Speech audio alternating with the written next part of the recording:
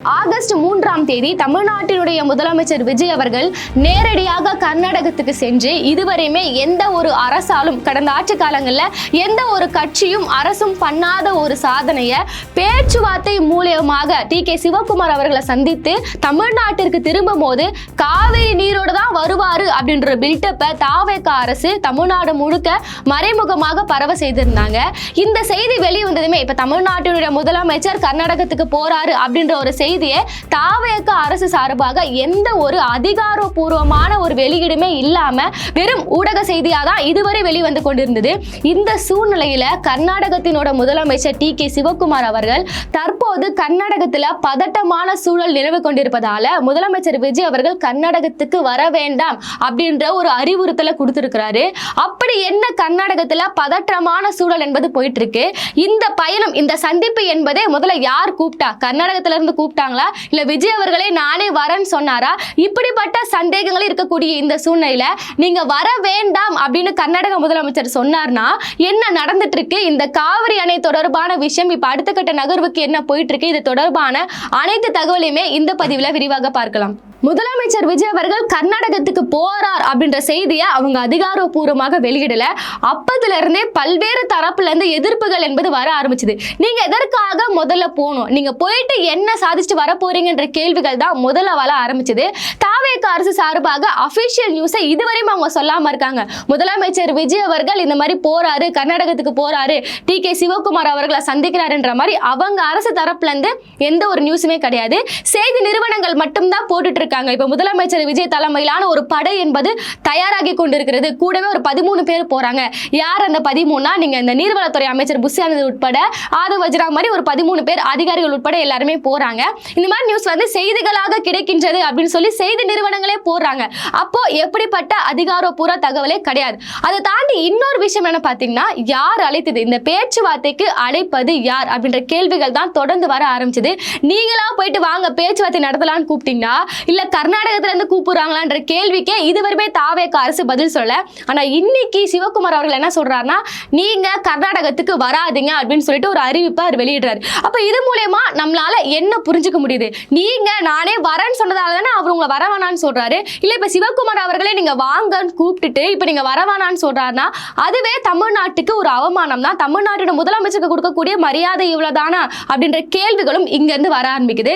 சரி, அப்படி என்ன கர்நாடகத்துல இப்ப பதற்றமான சூழ்நிலை போதுன்னா, இப்ப எப்படி தமிழ்நாட்டில் இருக்கக்கூடிய விவசாயிகள் எங்களுக்கு தண்ணி இல்லைன்னு போராடுறாங்களோ அதே மாதிரி கர்நாடகத்திலும் தமிழர்களுக்கு எதிராக, தமிழ்நாட்டு அரசுக்கு எதிராக அவங்களுமே போராட்டம் நடத்தி கொண்டு வருகிறார்கள். முதலமைச்சர் விஜய் அவர்கள் ஏர்போர்ட்டுக்கு வராருன்னா அங்க இருந்து இங்க கர்நாடகத்துக்கு உள்ள அவர் வர முடியாது, நாங்க அங்கவே முற்றுகை பண்ணுவோன்ற அளவுக்கு அங்க ஒரு பிரச்சனை என்பது போயிட்டு இருக்கு.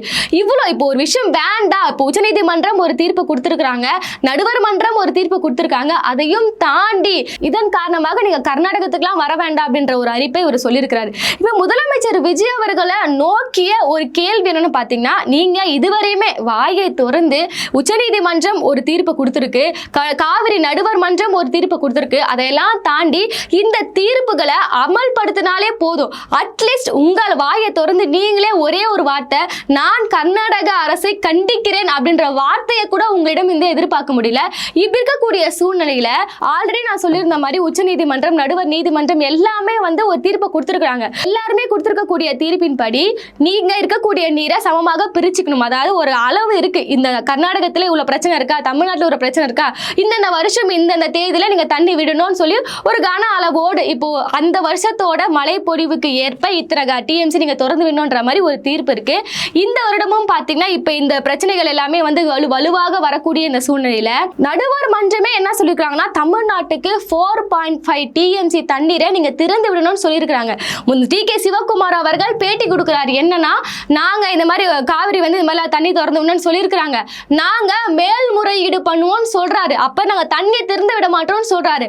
அவங்களுடைய நிலைப்பாடு என்பது நாங்க மேகதாது அணையை கட்டியே தீருவோம். இந்த மேகதாது அணை என்பது காவிரி ஆறு ஓடுதுல, அதுக்கு அடியில பாத்தீங்கன்னா நாங்க ஒரு அணையை கட்டுவோம். தமிழ்நாட்டுக்கு இதுவரையுமே இப்ப மட்டும்தான் காங்கிரஸ் ஆட்சி இந்த மாதிரி கர்நாடக அரசு வந்து தண்ணியை திறந்து விட மாட்டேன்னு சொல்றாங்களா? இது பல ஆண்டு காலங்களாக இந்த பிரச்சனை என்பது போயிட்டு இருக்கு. தமிழ்நாட்டை பொறுத்தவரையுமே இங்க இருக்கக்கூடிய 20 மாநிலங்களோட முக்கிய நீர் ஆகாரமாக காவிரி நீர் என்பது இருக்கு. அதையும் தாண்டி நேரடியாக 10 மாநிலங்களோட விவசாயம் என்பது காவிரியை நம்பிதான் இருக்கு. இப்படி இருக்கக்கூடிய சூழ்நிலையில அவங்க ஒரு உபரி நீரை மட்டும்தான் திறந்து விட்டு இருக்காங்க. ஒவ்வொரு வாட்டியுமே உச்சநீதிமன்ற தீர்ப்பையும் தாண்டி அதை அமல்படுத்துவதை தாண்டி நம்ம போராடி பெற வேண்டியதா இருக்கு. அந்த நம்மளுக்கு கிடைக்க வேண்டிய நியாயமான நீர் அளவையே நம்ம ஒரு போராட்டத்தின் மூலியமாக தான் இதுவரையுமே வாங்கிட்டு இருக்கோம். இப்படி இருக்கக்கூடிய சூழ்நிலை எப்பனாவது மழை அதிகமா பொழியுது, உபரி நீர் வருதுன்னா அப்ப மட்டும்தான் அவங்க தண்ணியை திறந்து விடுவாங்க. இப்போ நாங்க அந்த தண்ணியும் திறக்க மாட்டோம், காவிரி நடுவே நாங்க அணையை கட்டுவோம், நீங்க ஒரு துளிக்கு கூட இதுக்கப்புறம் எங்கிட்ட கெஞ்சி நிக்கணும்ன்ற அளவுக்கு தான் அவங்க இந்த அணையை கட்டுறாங்க. திமுக அரசு எப்படிப்பட்ட ஒரு எதிர்ப்பை இதுக்கு முன்னாடி காமிச்சிருக்காங்க நம்மளுக்கு தெரியும். அட்லீஸ்ட் அவங்க எதிர்ப்பை தாண்டி ஒரு அழுத்தத்தையாவது ஒன்றிய அரசுக்கும் கர்நாடக அரசுக்கும் தொடர்ந்து கொடுத்துட்டே இருப்பாங்க. தொடர்ந்து நேரடியான அழுத்தம் என்பது எப்படி இருக்கும்னா, இன்னைக்கு முதலமைச்சர் விஜய் அவர்கள் எதுவுமே பேசாம இருக்கிறார்ல, துறை சார்ந்த அமைச்சர்கள் எதுவுமே பேசாம இருக்கிறாங்களா, இந்த மாதிரிலாம் இல்ல. அப்போ அந்த ஆட்சி காலத்துல இப்ப திமுக மட்டும் இல்ல, அதிமுக கடந்த ஆட்சி காலங்கள இது நீங்க எம்ஜிஆர் காலத்துல இருந்து கலைஞர் அவர்கள் காலத்துல இருந்து நீங்க எப்ப வேணா எடுத்தீங்கன்னா இந்த மாதிரியான பிரச்சனைகள் இது ஒரு தனிப்பட்ட கட்சி சார்ந்த பிரச்சனை கிடையாது. இது ஒட்டுமொத்தமான தமிழர்களோட பிரச்சனை, தமிழ்நாட்டோட பிரச்சனை. அப்படி வரும்போது அந்தந்த துறை அமைச்சர்கள் அடிக்கடி பிரஸ் மீட் கொடுப்பாங்க, நேரடியான அழுத்தங்களை துறை சார்ந்த விஷயங்களை அறிவிப்பாங்க, என்னென்ன நடவடிக்கை மேற்கொள்ள போறோம், என்னென்ன திட்டங்கள் நம்ம கையில இருக்கு, என்னென்ன வழியில நம்ம அழுத்தம் கொடுக்க போறோம், உச்சநீதிமன்றம் போக போறோமா இல்ல நடுவர் மன்றம் போக போறோமா இல்ல ஒன்றிய அரசை பார்த்து நம்ம என்ன கேள்விகளை கேட்க போறோம், இந்த மாதிரியான தொடர் அறிவிப்புகள் என்பது வந்துட்டே இருக்கும். ஒரு விஷயம் தமிழ்நாட்டில் வருது, ஒன்றிய அரசு இல்ல காங்கிரஸ் எல்லாமே கர்நாடக அரசு ஏதாவது ஒரு சதி பண்றாங்கன்னா தமிழ்நாடு முழுக்க தமிழக அரசுக்கு வந்து ஒட்டுமொத்த அமைச்சர்களுமே தொடர்ந்து ஒவ்வொரு அறிவிப்புகளை வெளியிட்டே இருப்பாங்க. ஆனா இன்னைக்கு பார்த்தோம்னா தாவேக அரசு சார்பில் இருந்து இதை பத்தி பேசவே அவங்க மறுக்கிறாங்க. முதலமைச்சர் விஜய் அவர்களை பார்த்து என்ன கேள்வினா, நாங்கள் காங்கிரஸை கண்டிக்கிறோன்ற வார்த்தை இதற்காக உங்களிடம் இருந்து வர மாட்டுது. நீங்க தாவேக கட்சியோட தலைவர், அதெல்லாம் தாண்டி இன்னைக்கு நீங்க எனக்கும் சேர்த்து தான் ஒரு முதலமைச்சர். தமிழ்நாட்டில் இப்ப தஞ்சாவூர் மாவட்ட விவசாயிகள் மட்டும்தான் இல்ல பாதிக்கப்பட போறாங்களா? இது ஒட்டுமொத்த தமிழ்நாட்டிற்கான உரிமை. எதற்காக நீங்க கண்டிக்க மாட்டீங்கன்ற கேள்விதான் நாங்க தொடர்ந்து எழுப்புறோம். நீங்க அவங்க போங்க, பேசுங்க, நடவடிக்கை எடுங்க, சட்ட ரீதியா நடவடிக்கை எடுங்க, அது எதிர்பார்ப்புகளால் ரெண்டாவது. முதல்ல எதற்காக நீங்க காங்கிரஸை நான் கண்டிக்கிறேன், டி.கே. சிவகுமார் அவர்கள் உச்சநீதிமன்ற தீர்ப்பை மீறி செயல்படுகிறார், எங்களுக்கு உத்தரவு போட நீங்க யாரு அப்படின்ற ஒரு வார்த்தையுமே அவர் பேச மாட்டேங்கிறாரு. இன்னைக்கு நீங்க எதற்காக டி.கே. சிவகுமார் அவர்களிடம் போயிட்டு ஒரு பவரை கொடுக்குறீங்க? இங்க காங்கிரஸோட இந்த கர்நாடக அரசை நாங்க நம்ப மாட்டோம், அவங்க தரப்புல இருந்து ஒரு வாதத்தை முன்னெடுத்து வச்சு நாங்க கட்டியே தீர்வோம்னு சொல்றாங்க, தண்ணியை திறக்க மாட்டேன்றாங்க. அதனாலதான் பஞ்சாயத்தை வந்து நீங்களும் எங்களுக்கு தீர்ப்பு சொல்ல வேணா, நானும் தீர்ப்பு சொல்ல வேணா, நம்ம ரெண்டு பேருக்குமே வந்து ஒரு நடுவர் மன்றம் இருக்கட்டும், உச்சநீதிமன்றம் இருக்கட்டும், அவங்க நம்மளுக்கு பஞ்சாயத்து பண்ணி வைக்கணும்னு சொல்லி தான் கடந்த ஆட்சி காலத்துல எல்லா அரசும் போராடி இந்த காவிரி நடுவர் நீதிமன்றத்தை கொண்டு வந்தாங்க, தீர்ப்புகளை கொண்டு வந்தாங்க. இது இருக்கக்கூடிய சூழ்நிலையில உங்களுக்கு ஒரு முடிவு இருக்கக்கூடிய அதிகாரமே கிடையாது.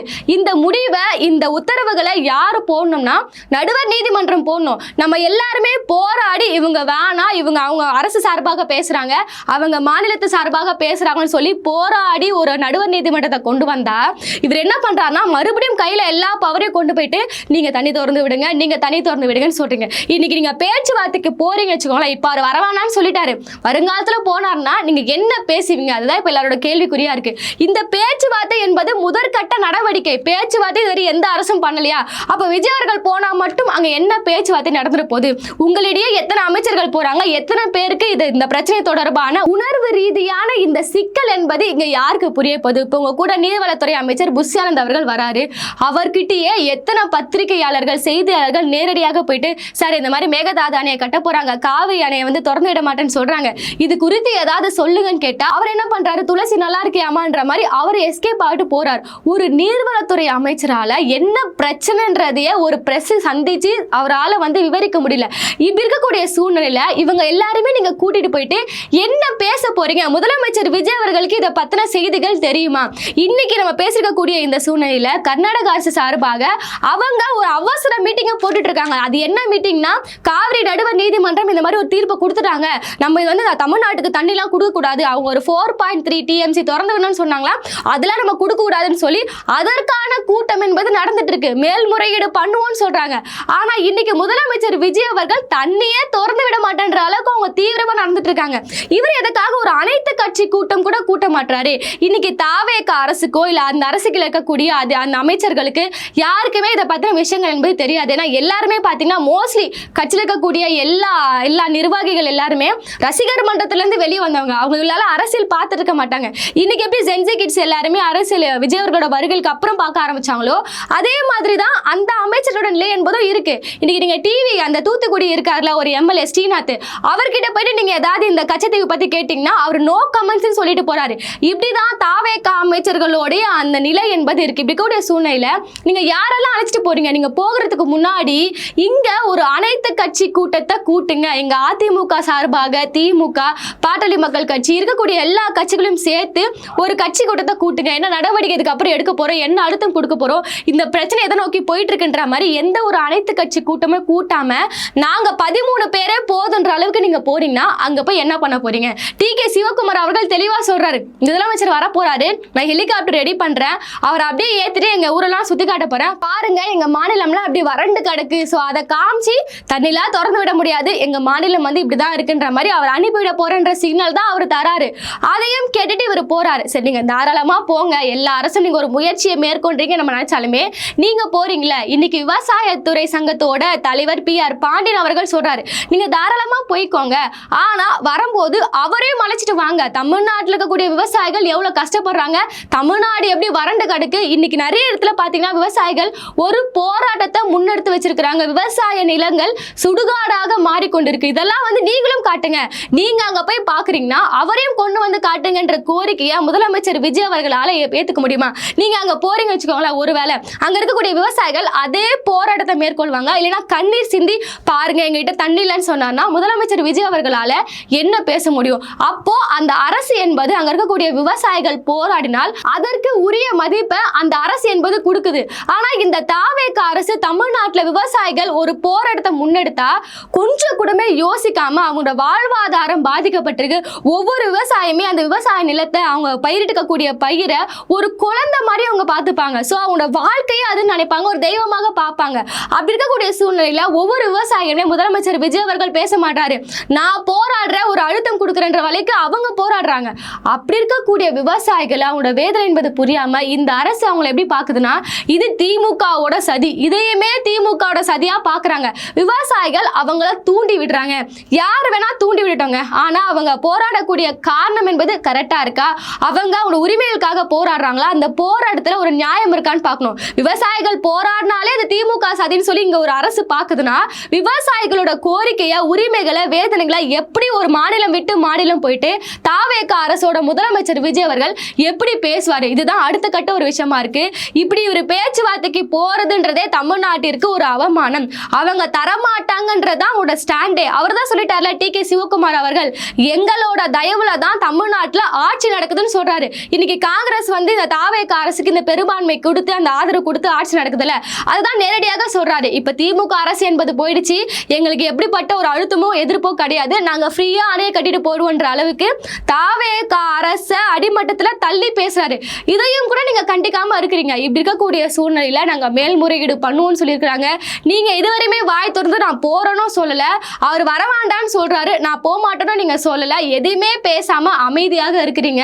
அவங்க வருகின்ற இப்போ 3ஆம் தேதி வரேன்னு சொன்னார்ல, 2ஆம் தேதியே நீரை திறந்து விட வேண்டாம் என அவங்க ஒரு அனைத்து கட்சி கூட்டத்தை கூட்டுறாங்க. விரைவில் இப்ப எங்க தாவேகா அரசுக்கே எல்லாம் தெரியும் அப்படின்ற மாதிரி செயல்படாம நீங்களும் அனைத்து கட்சி கூட்டத்தை கூட்டிட்டு மற்ற கட்சிகள் என்ன சொல்றாங்க, இந்த சமயத்துல ஒரு கர்நாடக அரசு தமிழர்களுக்கு எதிராக, தமிழ்நாட்டுக்கு எதிராக செயல்படுறாங்கன்னா எப்படிப்பட்ட ஒரு எதிர்ப்பை தெரிவிக்கணும், அந்த எதிர்ப்பை எப்படி கையாளணும்னு சொல்லி இங்க இருக்கக்கூடிய மற்ற கட்சிகளிடம் இருந்து நீங்க ஒரு பேச்சுவார்த்தை நடத்தி கொண்டு போனோம்ன்றதான் எல்லோருடைய கோரிக்கையாக இருக்கு. எதிர்கட்சிகளை பொறுத்தவரையுமே அவங்க தரப்புல இருந்து ஒரு எதிர்ப்புகளை கொடுக்க ஆரம்பிச்சிருக்காங்க. தாவேகா அரசை நம்பவில்லை என்றாலுமே திமுக கூட வருகின்ற 3ஆம் தேதி நினைக்கிறேன் அவங்க விவசாயிகளோட சேர்ந்து ஒரு போராட்டத்தை அறிவிச்சிருக்காங்க. அதிமுக தரப்புல இருந்து எதிர்ப்புகள் வர ஆரம்பிச்சிருக்கு. தாவேகா அரசு எதிர எதுவுமே பேசாம இருக்கிறாங்க. எதிர்கட்சிகள் போராடட்டும். ஆனா இப்போ நான் ஓட்டு போட்டு தேர்ந்தெடுத்து இருக்கேன்னா, இப்ப என்னோட முதலமைச்சர் நீங்க இருக்கிறீங்கன்னா என்னோட எதிர்பார்ப்பு என்பது நீங்கள் வாயை திறந்து நீங்க காங்கிரஸை கண்டிக்கணும். இன்னைக்கு உங்க கூட்டணி தான் இருக்கிறாங்க காங்கிரஸ், அதனால நீங்க நேரடியாக அவங்கள கண்டிக்கணும்னு கூட கிடையாது. நீங்க ராகுல் காந்தி அவரோட தலைமையில ஒரு கூட்டத்தை வச்சு நீங்க எல்லாம் ஒரு மீட்டிங் மூலமாக நீங்க பேசி தீர்த்துக்கலாம். அதையும் பண்ண மாட்டேன், நான் காங்கிரஸும் எதிர்க்க மாட்டேன், தமிழ்நாட்டு விவசாயிகள் எப்படிலாம் போலாம் அதை பத்தி நான் பேச மாட்டேன்னு சொல்லி இருந்தீங்கன்னா கண்டிப்பாக விவசாயிகள் நேரடியாக பாதிக்கப்படுவார்கள். விவசாயிகள் மட்டும் இல்லாம ஒட்டுமொத்த தமிழ்நாட்டோட உரிமையும் இதனால பறிக்கப்படும். பொறுத்திருந்து பார்ப்போம். முதலமைச்சர் விஜய் அவர்கள் மேகதாது அணை கட்டுவது தொடர்பான அந்த நடவடிக்கை நடவடிக்கைகளை கர்நாடக அரசு தீவிரப்படுத்தினா அதற்காவது வாயை திறந்து பேசுவாரா என்பதை பொறுத்திருந்து பார்ப்போம்.